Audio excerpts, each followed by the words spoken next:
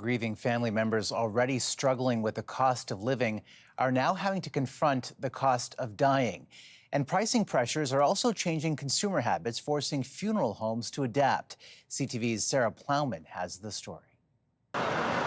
In its 6 decades, Bishop's Funeral Home has experienced a lot of change. The latest, more people are choosing cremation over burial and prepaying for funerals.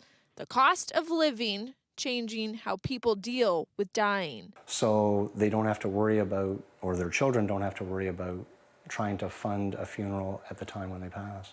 Prepaying for funerals has become especially popular over the past 4 years here.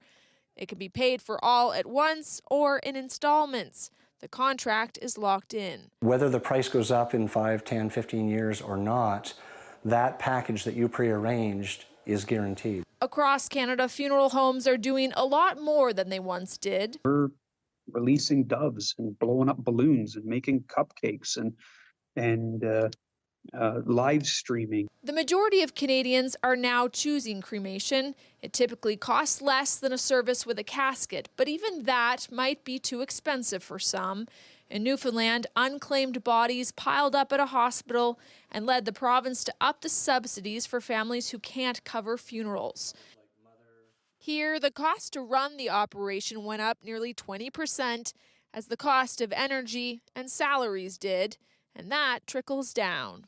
But ultimately, we try and guide them a bit and say, okay, well, if this is what Dad wanted, these are the bare minimum things we'll need to do, but these are the choices that you may choose to do or not to do. According to Canadian Funerals Online, a digital resource connecting people with funeral services, the average cost of a cremation funeral in this country is between $5,000 and $12,000. Of course, it could go up, depending on what you ask for. Sarah Plowman, CTV News, Fredericton.